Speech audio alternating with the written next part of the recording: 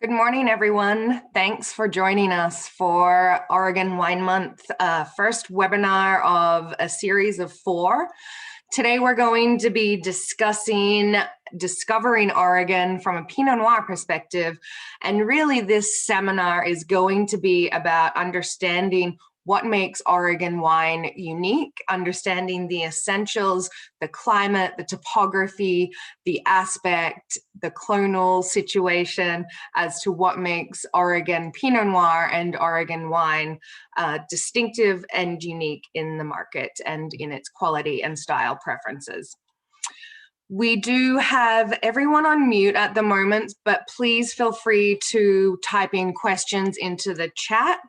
My colleague, Margaret Bree, will be helping answer questions for you all today. So if you do have any questions, please put them in the chat and feel free to chat between each other as well. Margaret will try to direct any questions to me, but we will try to keep this webinar to less than an hour so that we can all get on with our day. But please do feel free to ask any questions. And those that we can't answer, we will endeavor to get to in a follow-up email or reach out to us. My email is Bree, B-R-E-E, @oregonwine.org.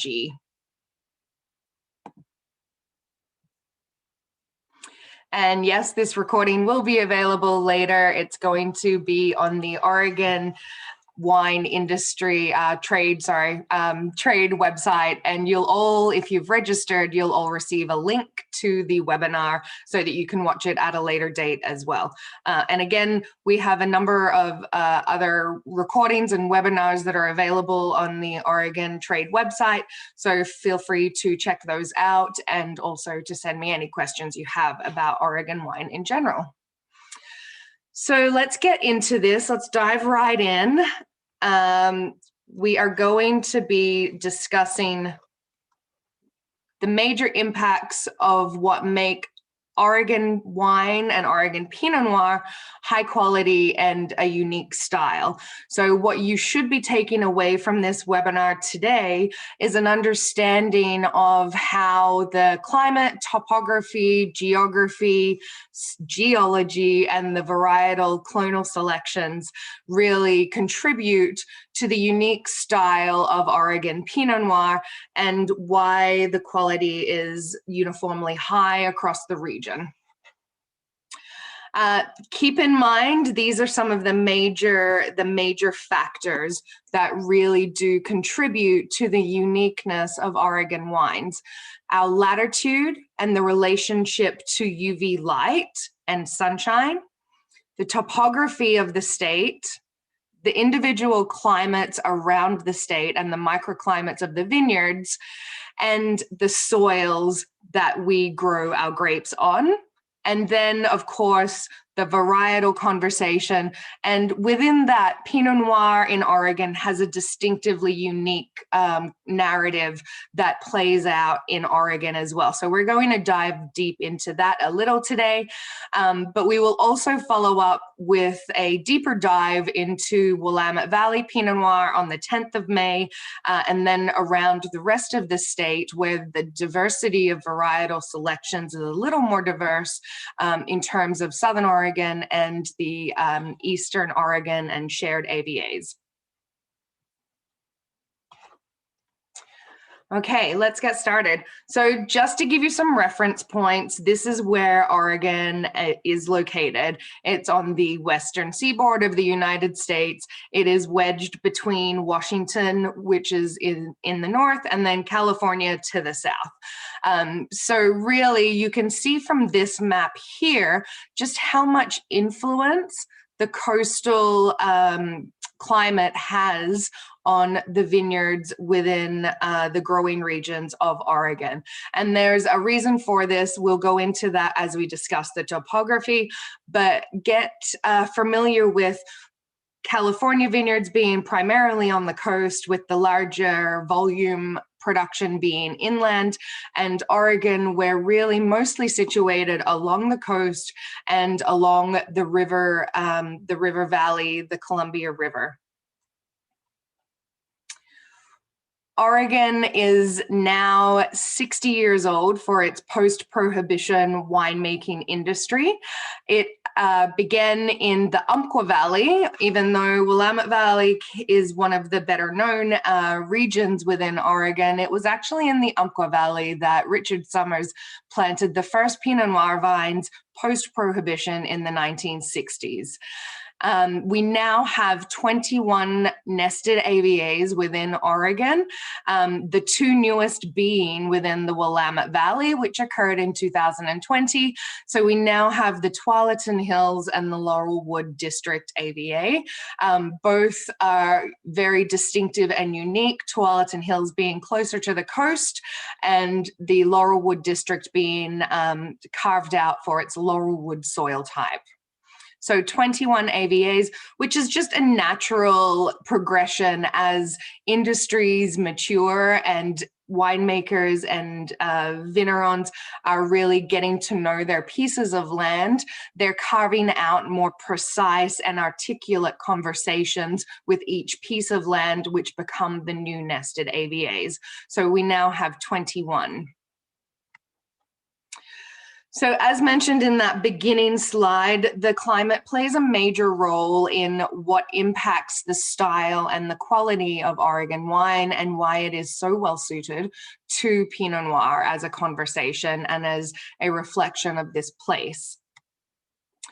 So this is a typical view of an Oregon vineyard. We do have some coastal fog that sits in the valleys on a regular basis, and the coastal impact is a dramatic push and pull between the Cascade Range and the eastern Columbia Valley and the Pacific Ocean coast. So maritime influences are important here in the valleys, and as you can see here, we still have a large amount of forested regions, even in our largest AVA or most planted AVA.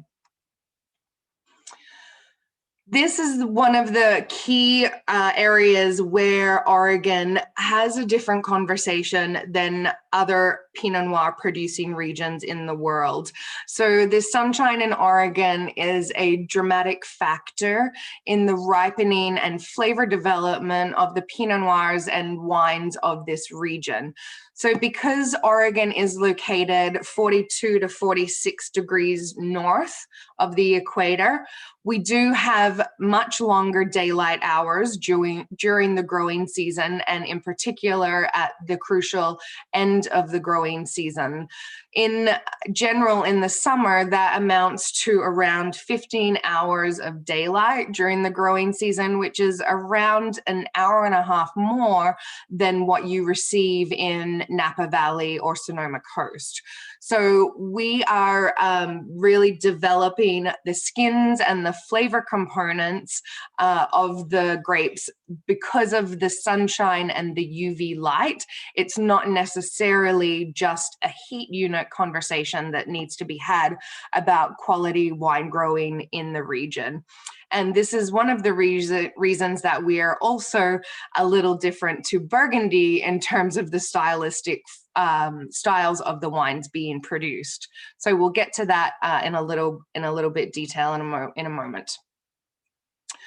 The other influences are the geographical landmarks. So we are really defined by our river systems and by the coast and Cascade ranges. Our mountains and rivers have really formed the boundaries and frames of our wine regions. So the Columbia River in the north, which separates Oregon from Washington, is the fourth largest river in the US. And the amount of water and wind that tunnels down this river valley is really what contributes to the unique styles of the wines and the ability to grow multiple grape varieties from Zinfandel through to Pinot Noir along that Columbia River in the Columbia Gorge AVA and the Walla AVA. Going south from Portland, where the Columbia River is the border at the northern end of the Willamette Valley AVA, the Coast Range and the Cascade Range are the frames that really define the vineyards within the Willamette Valley. In the northerly areas, they tend to be a little more concentrated and mountainous on the hillsides, and as you move further south, the valley widens and vineyards will be found on the lower aspects of the valley floors as well as into the hills. Moving beyond the Willamette Valley AVA, we move into the Southern Oregon AVA, and the northern part is the Umpqua AVA, and it's defined by the Umpqua River. And again, all of these AVAs are still impacted by lateral openings in the Coast Range and the Siskiyou Mountain Ranges that allow in the cooling Pacific Ocean influences. Moving south of the Umpqua Valley AVA, we have the Rogue Valley AVA, which is a high elevation mountain and river region, which does grow Pinot Noir along with every other AVA in the state, but is also making a name for itself with its Rhone varieties as well. Wind. This is an important conversation in the tannin profiles and the cooling influences that come from our river valleys, from our wind influences down the river valleys and from the Pacific Ocean. So again, beginning in the north, the Columbia River is a large wind tunnel.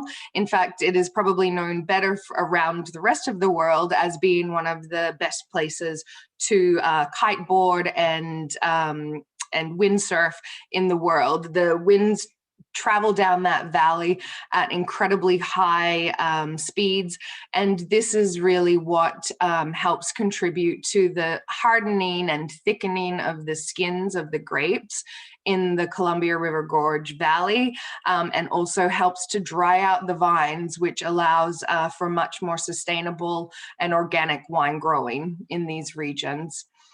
Moving south into the Willamette Valley, the Van Duzer corridor, which was one of the newest AVAs a few years ago, is a corridor that leads directly out to the Pacific Ocean and channels in the Pacific Ocean winds.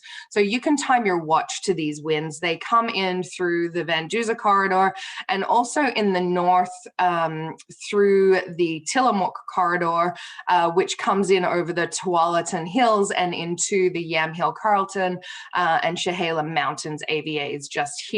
So really two Pacific Ocean corridors in the Willamette Valley that around 3-4 o'clock in the afternoon will begin cooling these vineyards, and which is really important because that is when the warmest part of the day is in the Willamette Valley, is those 4 p.m. Afternoon time slots. Moving south, we have the Siskiyou Mountains, and so there's again another coastal influence that comes in along the Elkton Valley AVA in the Umpqua, and again further south through the Illinois Valley in the Siskiyous to cool off Southern Oregon. But Southern Oregon relies a little more on the high elevation of its vineyards and its land formations to contribute to its cooling impacts. The rain shadows are primarily along the coast. So the Coast Range and the Siskiyous do provide a buffer for the Willamette Valley and Southern Oregon AVAs, which on the coast, you're receiving around 100 inches of rainfall a year, and then moving towards the east, that diminishes to around 40 to 50 to 60 traditionally in the Willamette Valley.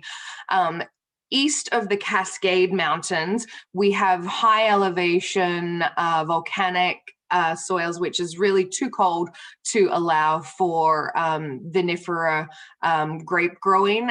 There are some hybrid vines planted up in the high elevations of Eastern Oregon, but these are still developing. The Walla Valley area has a rain shadow impact in the form of the Blue Mountains at the end before they move into the Idaho region there. Rainfall in Oregon, this is really what Oregon and the Pacific Northwest tend to be known for. And happily, we're just coming out of the rainfall season now. So it's been a long 6 or 7 months of rainfall here, which we love, and it replenishes our soils and allows us to still dry farm, one of the few regions in the US where you can dry farm for quality wine production. And but it is nice to see the sunshine. So we're starting to see some sun now in April and May, and this is really when our season begins to diminish in rainfall. This is really important because this is what makes us different to a number of other Pinot Noir growing regions such as Burgundy that receives rainfall throughout the year. And that rainfall and cloud cover during the year in Burgundy really helps to moderate the development of their alcohols and sugars, whereas in Oregon, the clear sunny skies from June through to September are really developing the thickening of our tannins, the intense fruit intensity and purity of the wines here, and also helping to make these fleshier, riper, fruitier wines than what you would typically find in Burgundy, although that may have changed a little in recent years with how hot Burgundy's been. So the growing season is really very dry. And again, as I mentioned earlier, what happens here is that we have very cool mornings. So our mornings are fairly cool until around just after lunchtime during the growing season. And so that allows the acidity in the wines to continue to build and be protected while we're actually ripening through the growing season, developing sugars, but that acidity is still being balanced because of those cool evenings and cool morning temperatures. And then in the afternoons, we hit our highest peak of the day at around 4 p.m. So it is crucial when we're talking about vineyard development and farming that we're protecting some of the grapes with some leaf cover, and those also maritime winds that blow in from the coast are really helping to cool down the vineyards and keep them pretty moderated at those warmer afternoon temperatures. So as you can see here, we can generally divide Oregon into really 3 types of growing season temperatures. The Columbia Gorge and the Willamette Valley falls into the cool climate temperature region. The intermediate area is within Burgundy, and Southern Oregon aligns with that. And then as we move into the warm to hot areas, we're looking at the Walla Valley. So as I mentioned earlier, the growing season temperatures are tempered by diurnal temperature swings, and this is due to the influence of the Pacific Ocean, the maritime ocean influences, and also the shadowing of the mountains and the elevations that occur in these areas. In fact, the Umpqua Valley has some of the highest diurnal temperature shifts, akin to what you would find in Argentina, for the drop between daytime temperature down to very cool nighttime temperatures. And this is what helps preserve the freshness and acidity and has an effect on extending the growing season so that fruit ripening and acid balance will come together ideally at the end of the season. Just going to take a quick.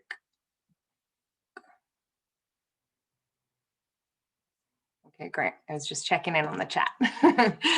Okay, moving from temperature into geology. So this is, really what Pinot Noir and wine geeks for Pinot Noir really respond to. And Oregon is pretty unique in terms of its diversity of its soils. So we do sit on the Ring of Fire, which is the volcanic rim that sits around the Pacific Ocean. As most California and Washington wine regions are impacted by those volcanic soils as well. But our formation of our soils was really due to the uplifting and tectonic plate shift that occurs between the North American and Juan de Fuca plates. So that has been a very important contribution to the soil formations in Oregon.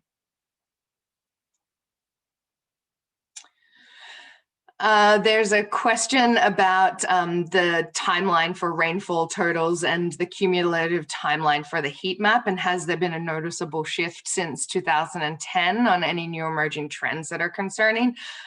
We have definitely seen a warming influence, and if anyone follows Dr. Greg Jones, climatologist here at Linfield University, he has a very good presentation that is also available on the Oregon industry website about where you can expect the varietal and climatic shifts to be occurring within the next sort of 50 years.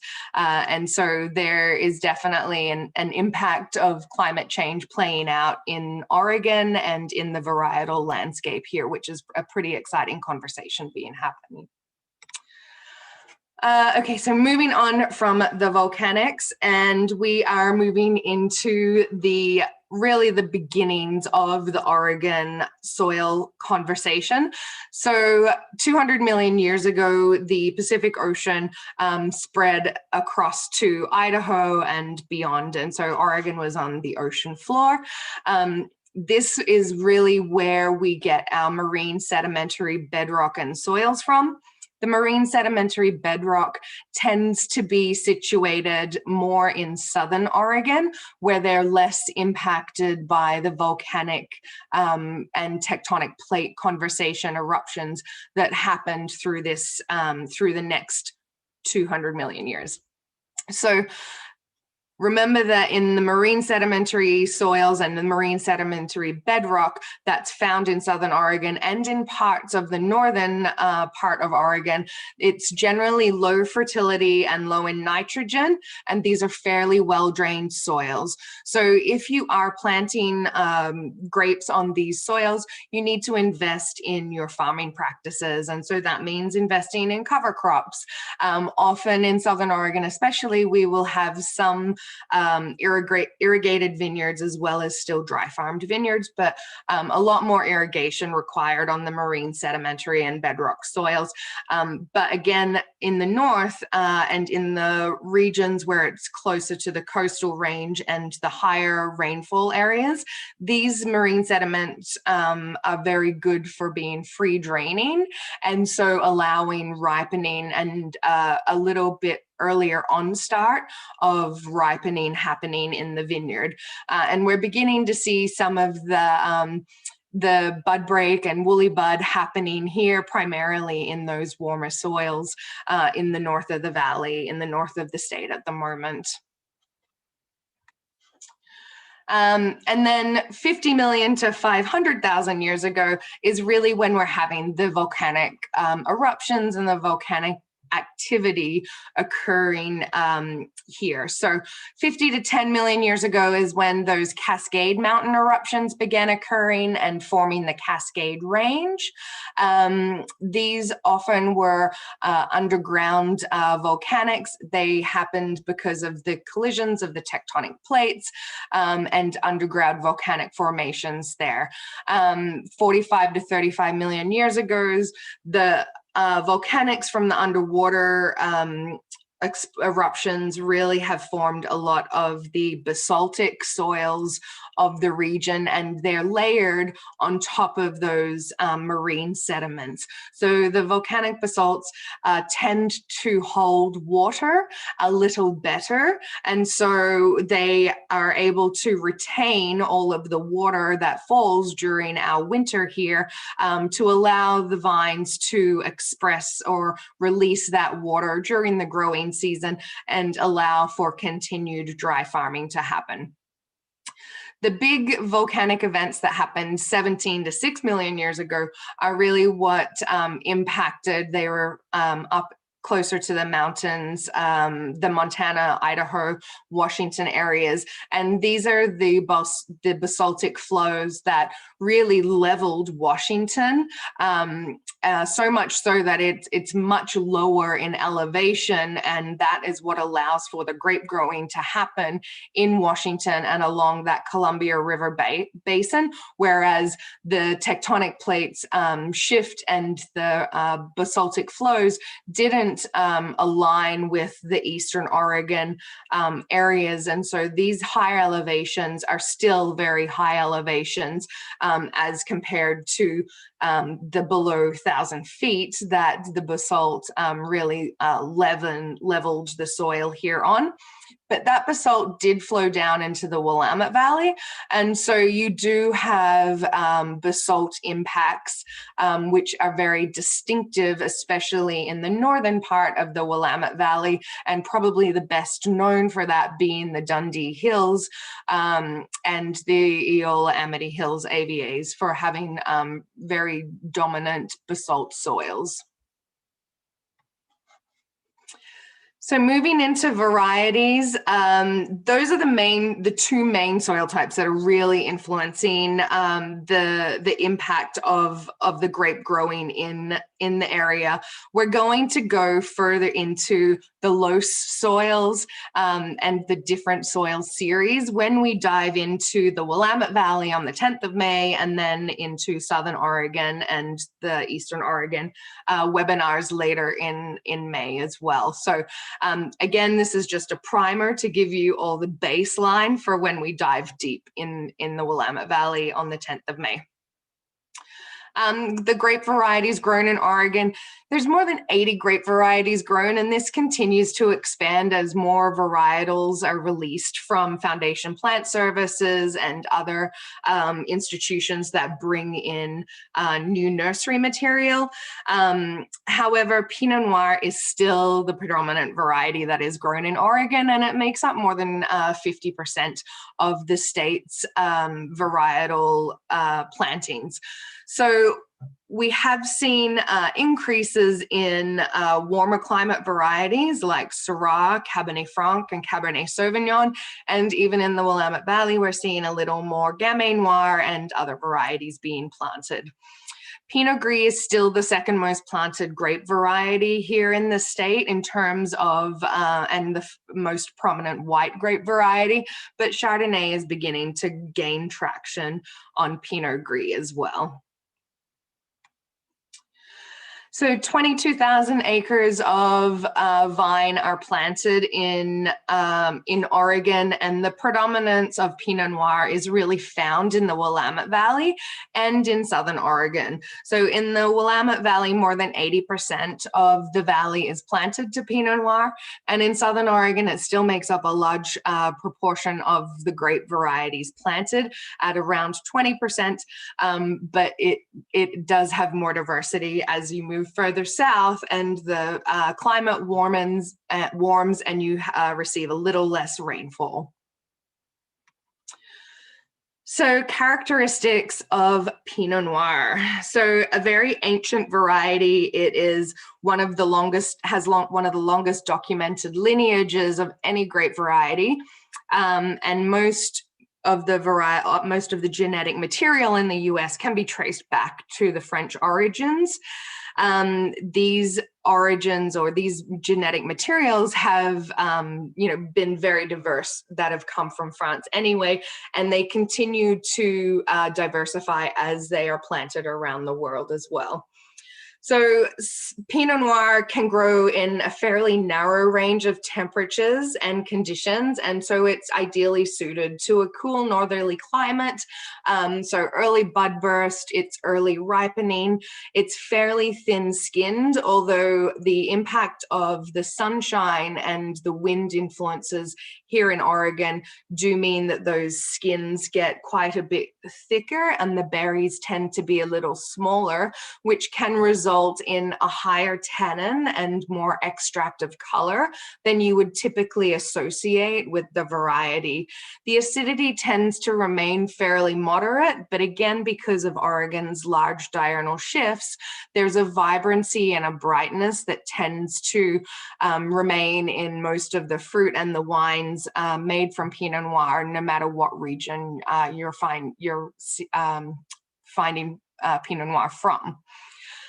What we are seeing, though, as more Pinot Noir continues to be planted and vineyards that are getting older, we are tending to find the vineyards themselves are being really defined by what their best characters for the grape variety are.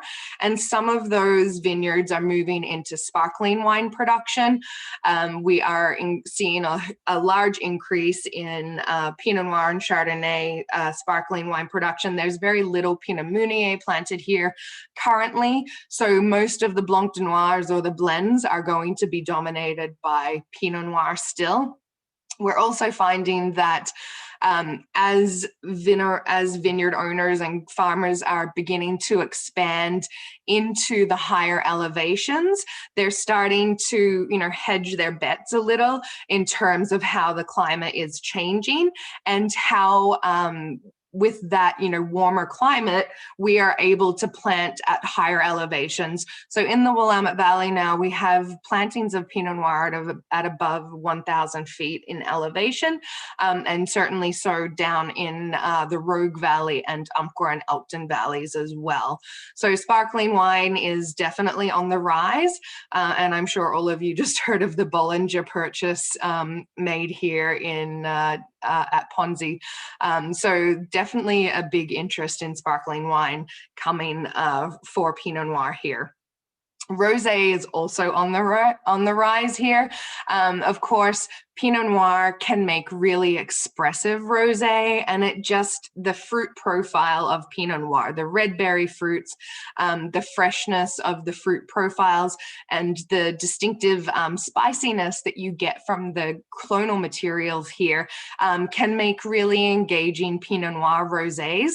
And I think a lot of producers are really starting to double down on their rosé production and on their game as well within that. So there's a large group that are really starting to make pretty serious and intentfully made rosé. Some of that is barrel fermented or a portion of barrel fermentation to really bring in some nice complexity.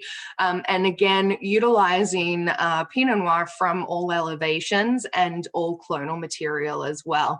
A lot of the sparkling wine and rosé wines can be made from the Dijon clones that were brought in the 1980s because they tend to bring on sugar ripeness a little earlier and still, maintain some bright red fruit flavors. And then, of course, the red traditional Pinot Noir table wine is really where you're starting to see the definition happening between the AVAs in Oregon. Seeing some in the chat.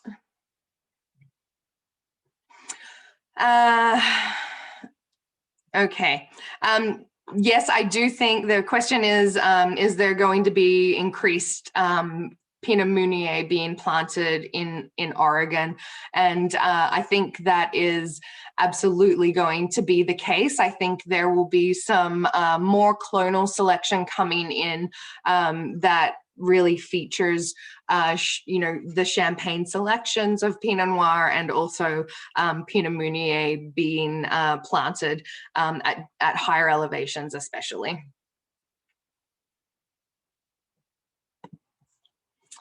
Okay, moving on to the next one. I'm going to let Margaret continue to direct message me for questions that come up.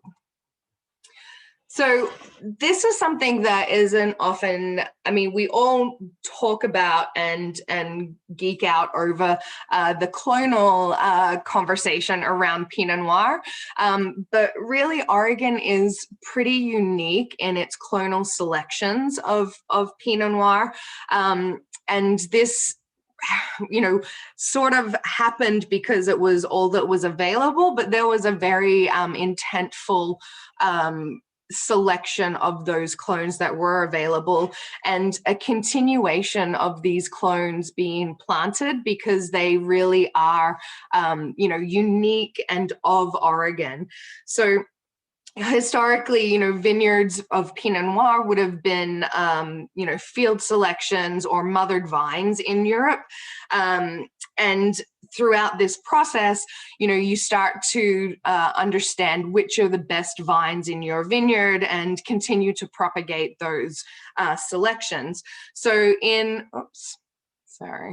in 1952, Dr. Harry Olmo, who is one of the professors at UC Davis and really one of the you know, heroes of America's wine scene, he transplanted a lot of grape varietal material around the world and brought in a lot of material for US production as well. He introduced the Wadensville clonal selection of Pinot Noir to UC Davis in 1952. This came from the town of Wadensville, and it's a Swiss clone, but these Pinot Noir materials were transported or transplanted from Burgundy in the 17th century, really by mercenaries to the Swiss village. They brought in, well, they made 3 selections of this Wadensville clone, and it was the 1A clone, which was the latest to ripen and the loosest of the bunches, and lower yielding clone that David Lett brought to, and Charles Currie brought to Oregon in 1965.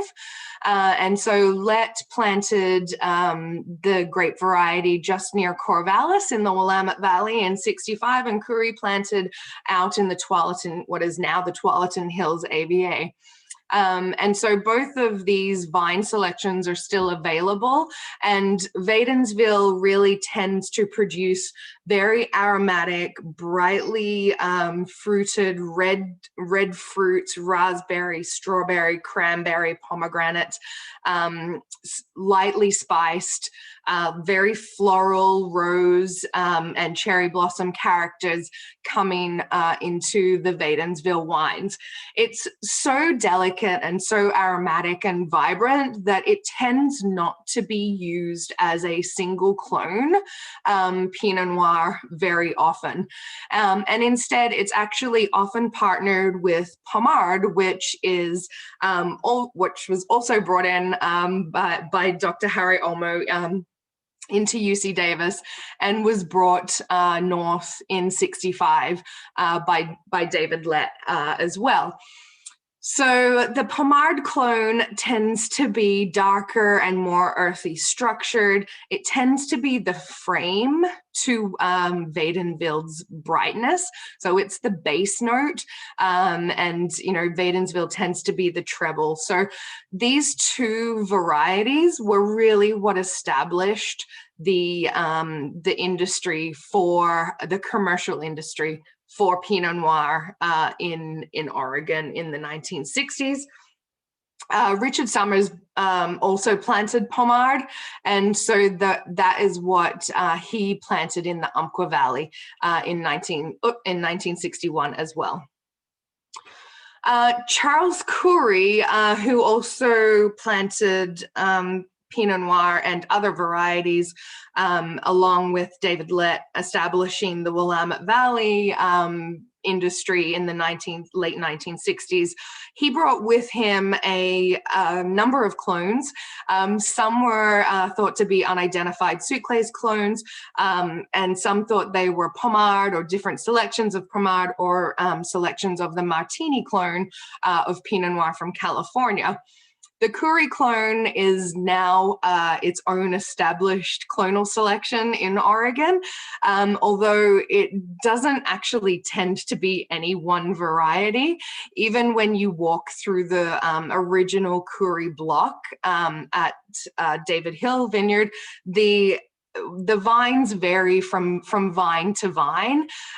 They're all Pinot Noir. They've all been tested as being Pinot vines, but they are definitely distinctively different. And so it probably depends on these old vines on what selection from that block you were given by Charles Currie and Dickie Rath when they established their nursery in the 70s, as to what Currie clone selection you have in your vineyard.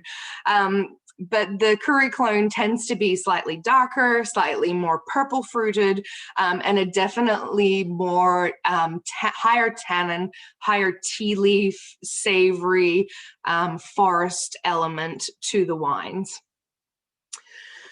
Then in the 1980s, is really when the Dijon selections, came into being.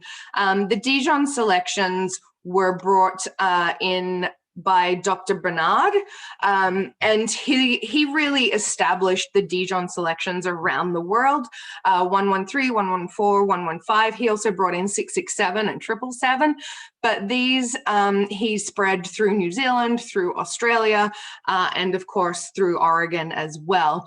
And so these were what really started to be planted during the 1990s, once they had been received through Oregon State University here. And we tend to see 115 and 777 and 667 being the three Dijon clones that really have maintained a presence here in Oregon. So 115 being smaller, tighter clusters.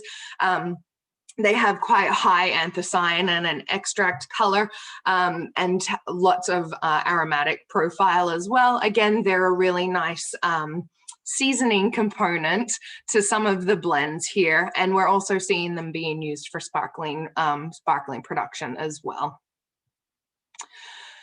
Some of the new conversation that's happening around clonal material here in Oregon is around the California heritage clones. So the California heritage clones are generally being, ripened or suited to the more moderate coastal influences and growing conditions along the coast of California. So Sonoma Coast, Santa Cruz, all of those areas have really, tempered this variety and made the unique clones very specific to these regions. And they tend to be named after either the vineyard or the person who imported them into the area. And so what we're seeing now in the Willamette Valley is when people are expanding vineyards or replanting vineyards or planting some new vineyards, they're tending to make a more diverse clonal footprint and trying to see what clones are going to ripen. So Jackson, Mount Eden, Calera, and Swan tend to ripen a little later, and so these are good for the for the warmer vintages, but then in the cooler years they can also be relied upon for sparkling and rosé production as well. So the story really happening in Oregon now is about better understanding of your site and how to diversify and make really the best wine, the most distinctive and unique wine from your site as well. Moving forward, the next, major reason that Oregon wine is a little different as well is because there has been a very large commitment to being distinctive in terms of its varietal content. So if you have an Oregon wine, it must be made within Oregon. So 100% of the grapes need to be within Oregon if it's going to have a declaration of county or AVA on the label. 95% must be from a named AVA, and then 85% is the federal regulation. So much stricter in terms of that 10% stricter in terms of where you can really make sure your source is pure. So if you have a Van Duzer Corridor AVA appellated wine, 95% of the grapes must be from that named AVA. And then for the, I guess the Oregon label pyramid, estate and vineyard designate wines must have they must be 100% from that estate if you're going to name a vineyard estate on the label. And then vineyard designate 95% must be from that's named vineyard, and the same for the nested AVAs. And then the larger AVAs, Willamette Valley, Southern Oregon, also get that 95% of AVAs of grape content for the AVAs. They must be produced in Oregon if you're going to have anything other than an Oregon label on your wine. So if you want to have Willamette Valley, Southern Oregon, Rogue Valley, they all have to be grown and made in Oregon. Once you take wine out of the state or grapes out of the state, then you're only entitled to an Oregon label for your wine. It can't be defined any further. And 90% of the wine must be from the named variety. So it can be a little more flexible when you're outside of Oregon. So in Washington and California, that becomes 85%, but in Oregon, it has to be 90%. So these are the federal regulation 75 and can be 25% other varieties, although most AVAs in California and Washington dictate 85%, and then 90% is the Oregon standard. There are 18 grape varieties that are exempt from this varietal content. So Cabernet Franc, all the Bordeaux varieties, all of the Rhone varieties tend to be, and the Spanish varieties tend to be permitted to use blends because that's the traditional style of these wines. So we follow the, we have slightly stricter than our other US regulations, but still in the spirit of diversity and experimentation, we really leave those decisions up to winemakers who are continuing to discover and define their regions. We're only 60 years old, we're a very young region, and it wouldn't make sense to have incredibly stringent regulations on our regions or our winemakers, hampering creativity. So moving quickly into the AVA conversation, I'm just going to touch very quickly because we're already 45 minutes, 50 minutes into the presentation. Know that if you register for the other webinars, we're going to spend more time going into the impacts and soils of the other AVAs as we go through these. So this is a very general, broad overview of what's happening in these regions. Oh, there's stuff going on in the chat.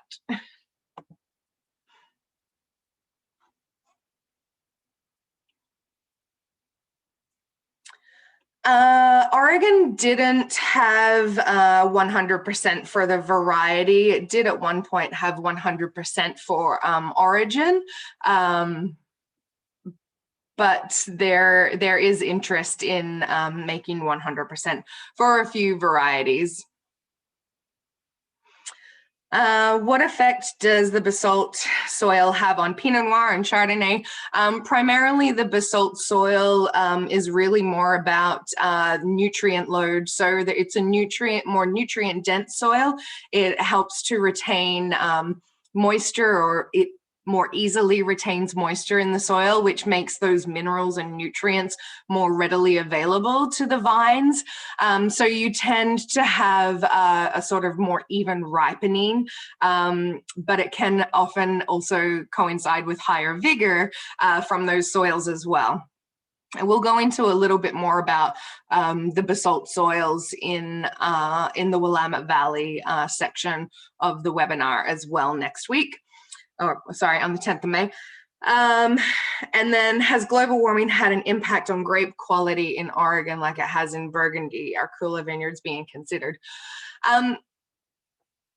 Yes, I think the impact on grape quality is only improving because Oregon has been impacted in that there's more grape varieties available, and with less rainfall or less extended periods of rainfall, such as into deep spring, we're tending to see less instances of powdery mildew.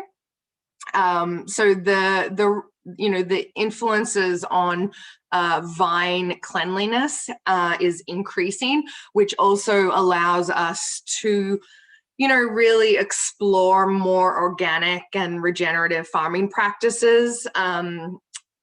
It's also allowed us to explore higher elevations than what we previously have. Generally, most vineyards are around 400 feet in elevation, but we're now able to explore closer to the coast and higher elevation sites.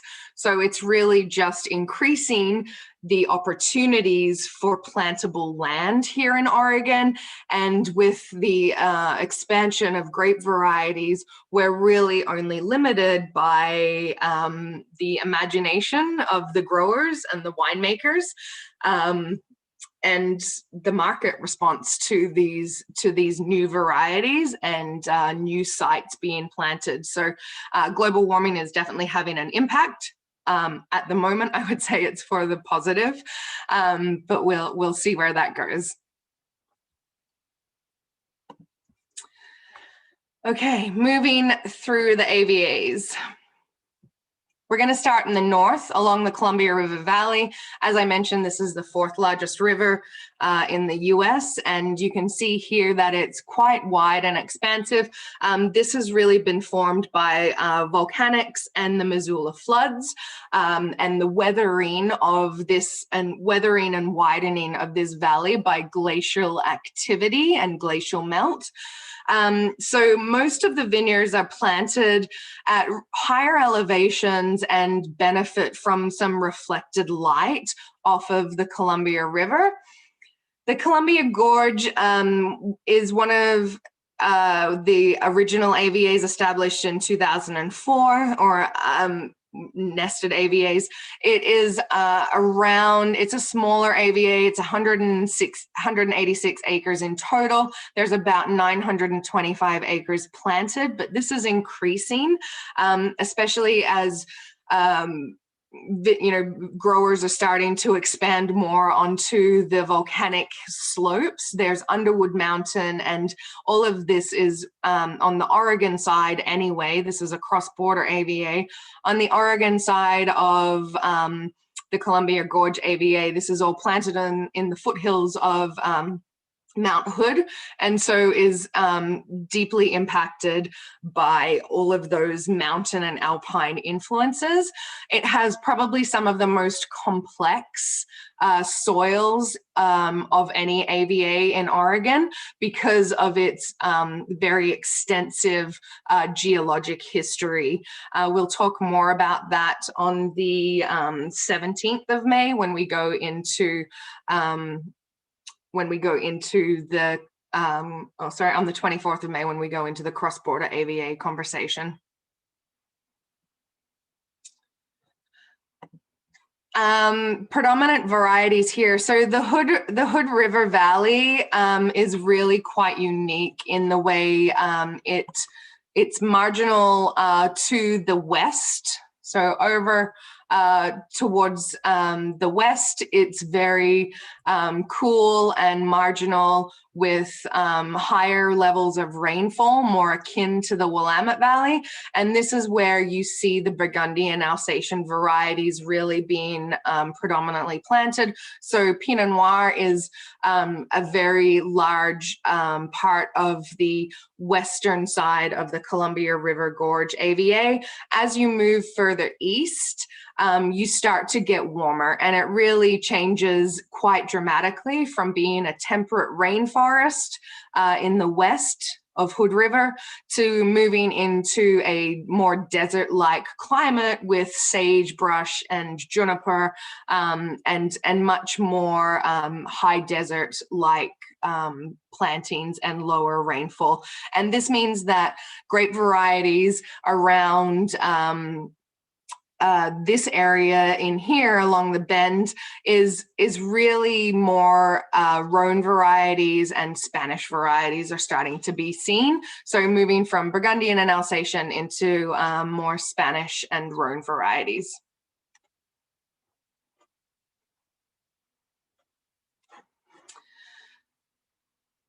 So the winds, again, are an important factor in the quality of wine being produced from the Columbia Gorge.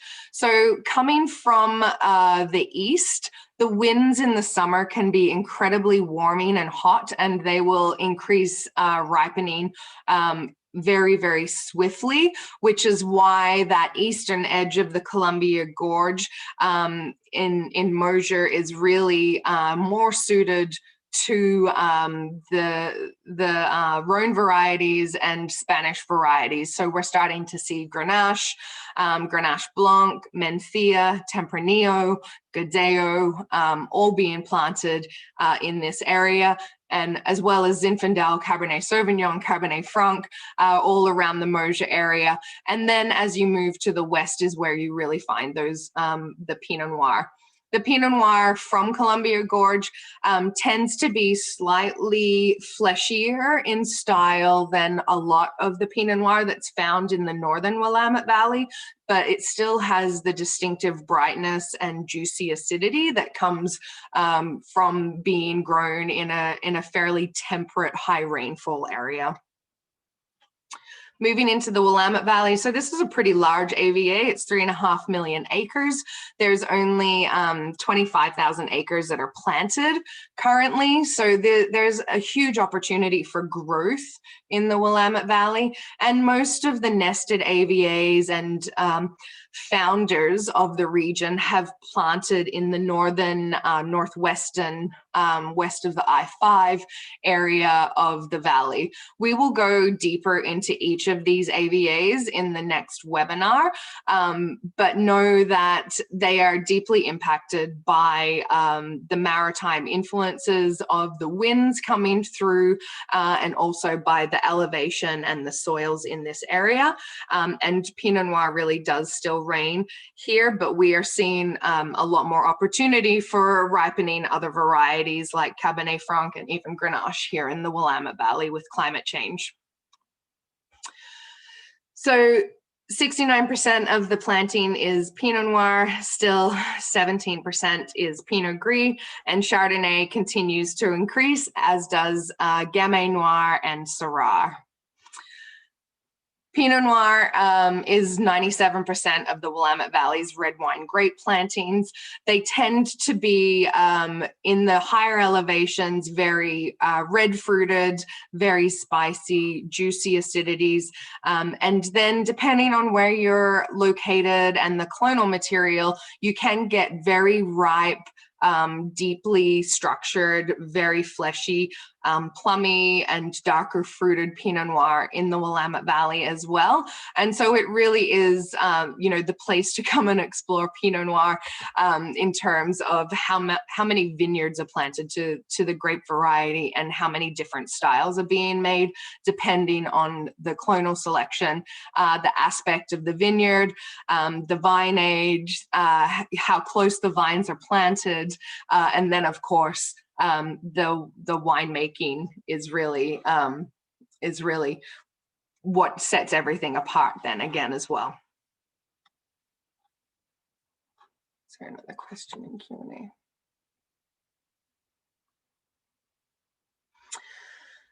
Yes, Columbia Gorge can be considered as a transitional climate from maritime to continental or vice versa.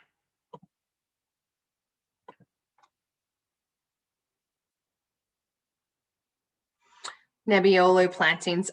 There is some interest in Nebbiolo. I think Southern Oregon has some really great opportunity for Italian varieties, but there's definitely plantings of Nebbiolo in the Willamette Valley as well. I don't know that they're increasing, but they're definitely here.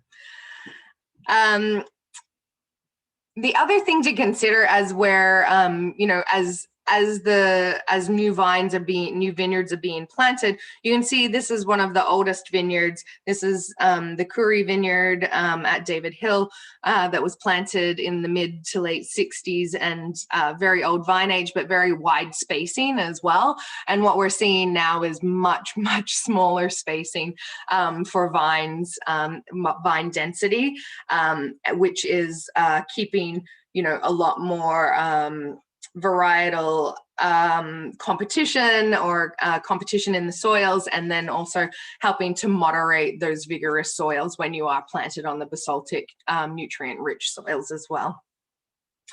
So moving into Southern Oregon, again, we're going to go deeper into this, but this is just an overview. Southern Oregon is the entire region, which ends just as the Willamette Valley AVA finishes just south of Eugene and travels all the way down to the California border. So in the north, we have the Umpqua Valley, which has the Red Hills, Douglas County, and the Elkton, Oregon AVAs as nested AVAs.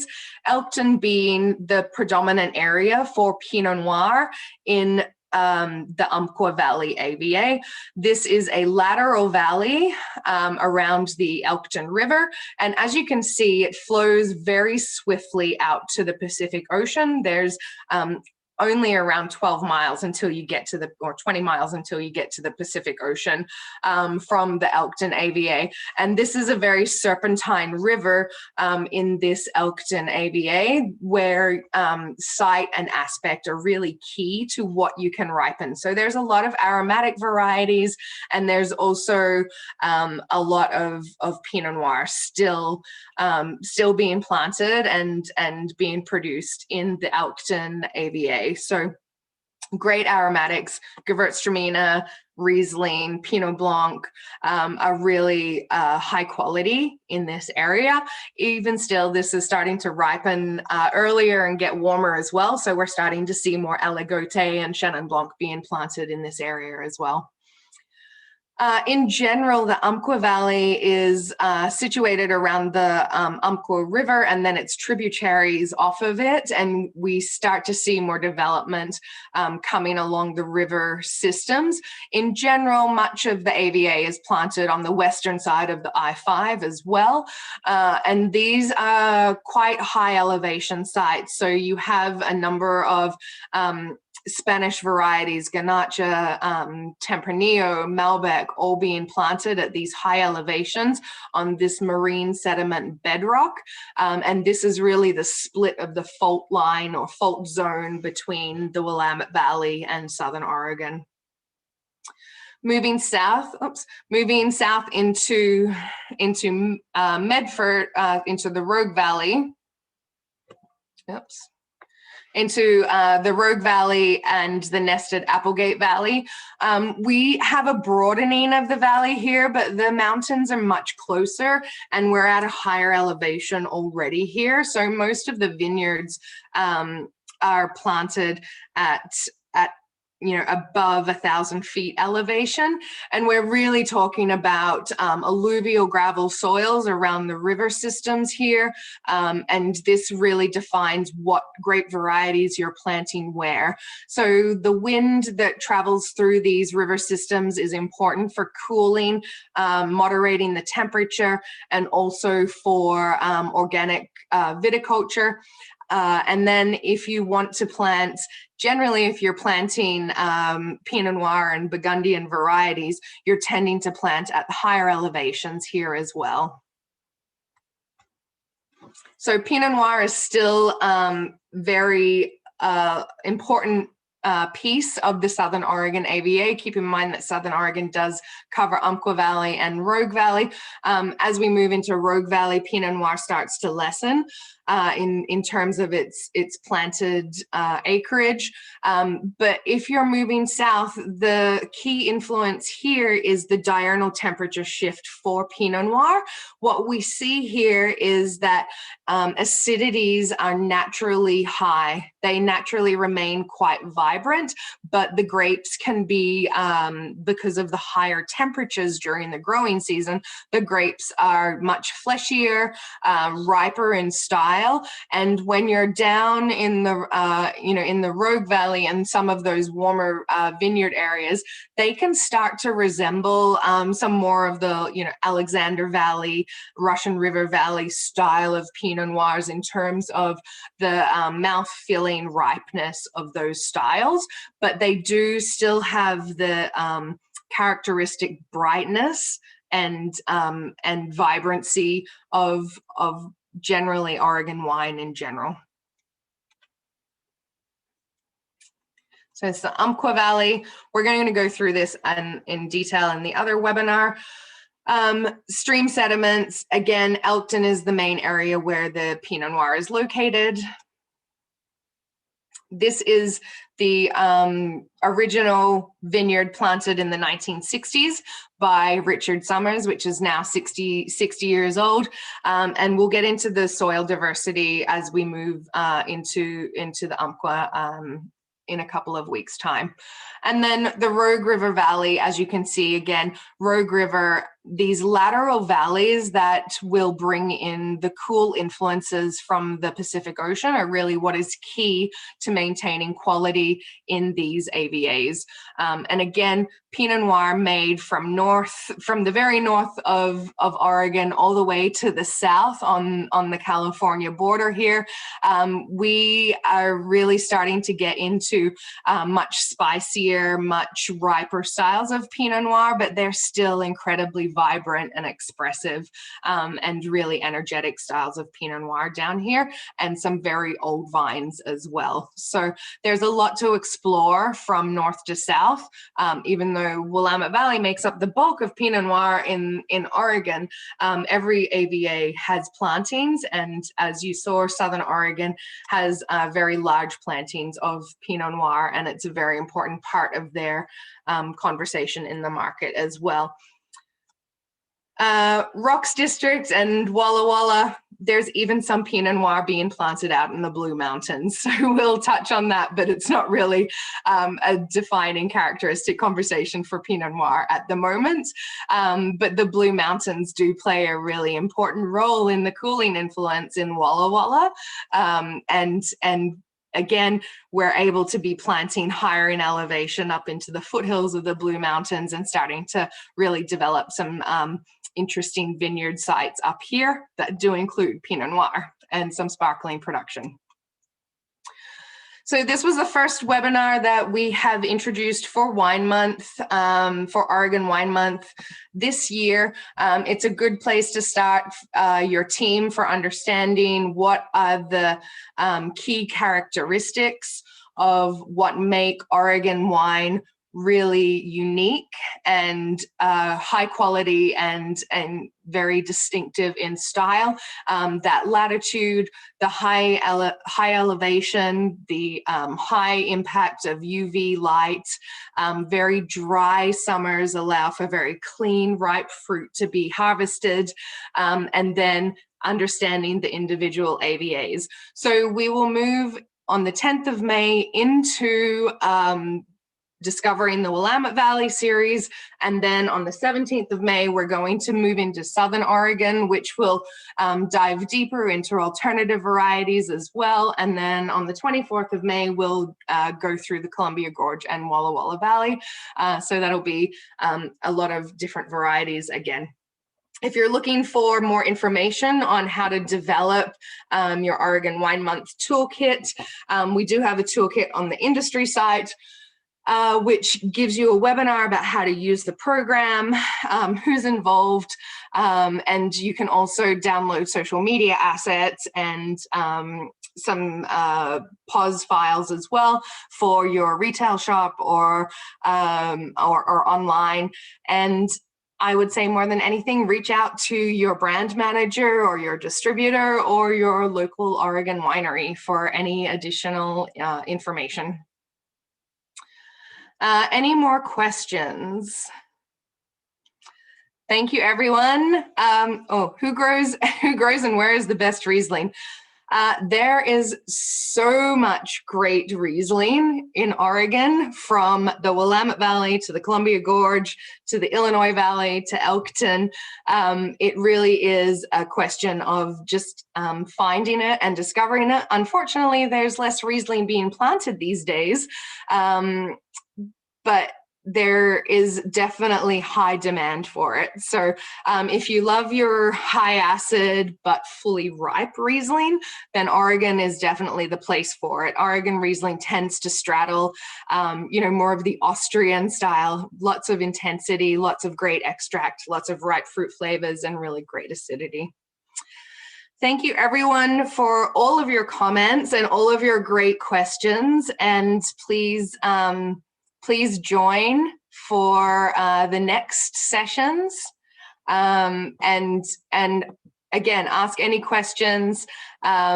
Send through more questions to the Bree at OregonWine.org.